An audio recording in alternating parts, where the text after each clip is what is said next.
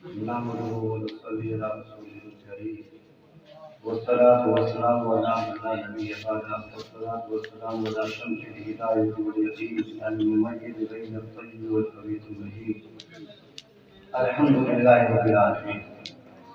हाज़िरीन किराम, ये हमारे लिए सबके लिए मसरत और खुशी का जरिया है कि महफिल हमनात की और इसके लिए सभी हजरात ने जिद्दोजहद खुशहाली और मेहनत से इसको जो अंजाम दिया। अब ताला शानू का एहसान है कि अल्लाह तबारक व तआला ने उम्मीद से ज़्यादा इसको जो है कामयाबी से इंतजार फरमाया। अब ताला जल्ल जलालुहु व अम्मा नवालुहु की जो है तजल्ली है हर इंसान के चेहरे के अंदर। अल्लाह तबारक व तआला ने ये ज़मीन और आसमान बनाया, ये भी अल्लाह की जो है ये अजीम शाकार है। इसी तरीके से ताला शानू ने इंसानी सूरत बनाई और हर सूरत का एक नक्शा अलग बनाया, ये भी अल्लाह तबारक व तआला की तख्लीक का अजीम शाकार है।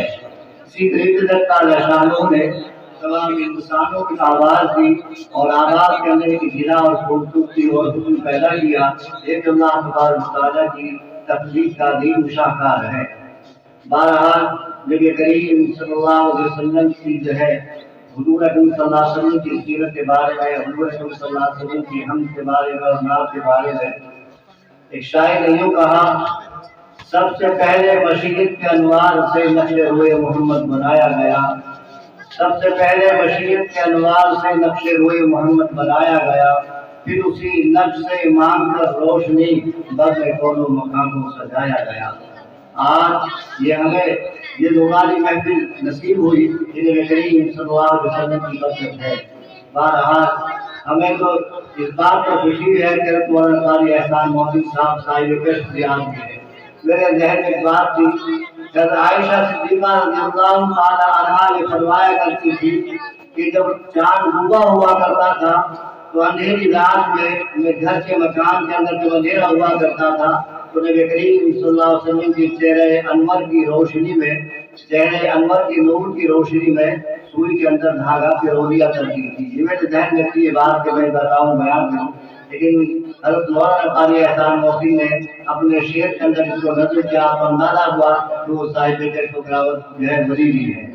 बहरहाल हुजूर अकरम सल्लल्लाहु अलैहि वसल्लम के बारे में हज़रत आयशा सिद्दीक़ा रज़ियल्लाहु ताला अन्हा फरमाती हैं कि मिस्र की औरतों ने हज़रत यूसुफ अलैहिस्सलाम को देख करके अपनी उंगलियों को तलाश लिया था, काश अगर वो मेरे महबूब को देख लेती वो अपने दिलों के टुकड़े टुकड़े कर डाल देती। और इसी तरीके से हज़रत अबू हुरैरा रज़ियल्लाहु ताला फरमाते हैं कि 14वीं रात का चांद था, पूरी आब और ताब के साथ अपनी रोशनी फैला रहा था। नबी करीम सल्लल्लाहु अलैहि वसल्लम का चेहरे अनवर मेरी गोद में था। मैं कभी चांद की रोशनी को देखता था, चांद के नूर को देखता था, और कभी नबी करीम सल्लल्लाहु अलैहि वसल्लम के चेहरे अनवर के नूर को देखता था। आखिर में मुझे फैसला करना पड़ा कि नबी करीम सल्लल्लाहु अलैहि वसल्लम के चेहरे अनवर की जो रोशनी है वो चांद की रोशनी से कहीं ज्यादा है।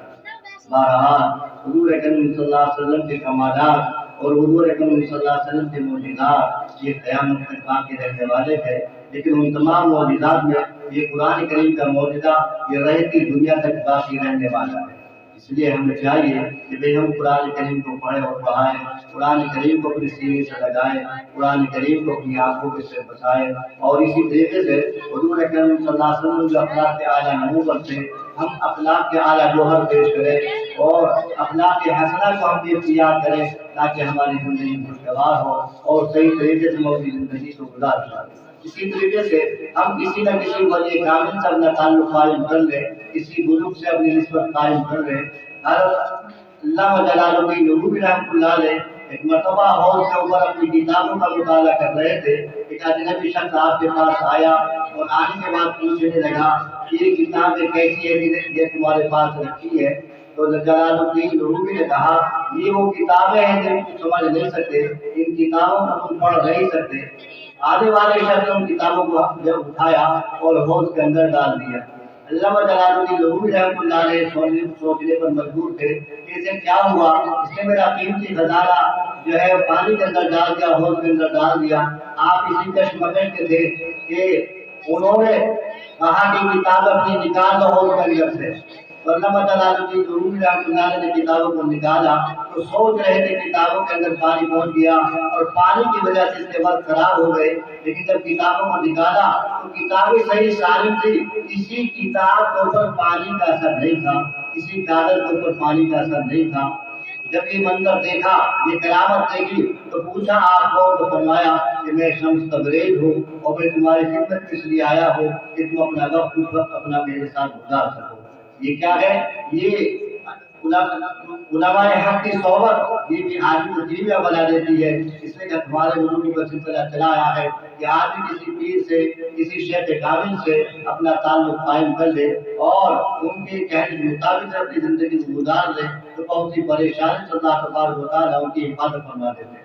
ایک شیخ، ایک مرید اپنی شیخ کی ملاقات کے لیے چلا، راستے میں پیڑ کے نیچے بیٹھ گیا کچھ دیر آرام کے لیے، تو دو پرندے آپس میں باتیں کر رہے تھے۔ ایک پرندے نے کہا کہ اس مسافر کے حال پر افسوس ہے کہ اپنے شیخ کی ملاقات کے لیے جا رہا ہے اور شیخ کا انتقال ہو چکا، پیر کا انتقال ہو چکا، افسوس ہے کہ جانے والے کے حال کے اوپر۔ اس نے پرندوں کی باتوں کو سمجھا کے چل دیا کہ چلو دیکھو شیخ کا کیا حال ہے، انتقال ہو گیا یا نہیں ہوا۔ وہاں پر جا کر کے دیکھا تو شیخ زندہ تھے، شیخ سے ملاقات ہوئی۔ ملاقات کے بعد اس نے کہا کہ حضرت میں یہ سوچتا تھا پرندے جھوٹ نہیں بولتے، لیکن پرندے نے جھوٹ بولا، کبوتر نے جھوٹ بولا کہ شیخ کا انتقال ہو گیا اور شیخ تو زندہ ہے۔ تو شیخ نے فرمایا پرندے نے سچ فرمایا، پرندے نے جھوٹ نہیں بولا۔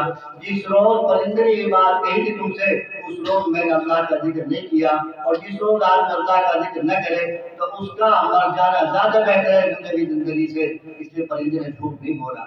تو اللہ کا ذکر کی عادت ڈالے، کسی بزرگ سے اپنے تعلق کو قائم کر لے اور کسی شیخ سے اپنے تعلق کو جوڑ لے اور اس کے سے جسیر کر کے ذکر کرنا بھی شکر ہے۔ یہ زندگی کا حصہ اور یہ زندگی کا قیمتی سرمایہ ہے۔ بہرحال اس بات یاد کی ہے، اور اس پروگرام کے سلسلے میں جن حضرات نے بھی جو ہے محنت سے کوشش کی ہے، اللہ تبارک و تعالیٰ ان کو جزائے خیر عطا فرمائے اور تعالیٰ شان ہو۔ اسی طریقے سے منتظمین، معاونین، اللہ سب کے عمر برکت نصیب فرمائے اور ہر قسم کے شر فتنے سے اللہ تبارک و تعالیٰ حفاظت فرمائے۔ اللہ تبارک و تعالیٰ بار بار ہم سب کو اس قسم کی محفلیں منعقد کرنے کی توفیق عطا فرمائے۔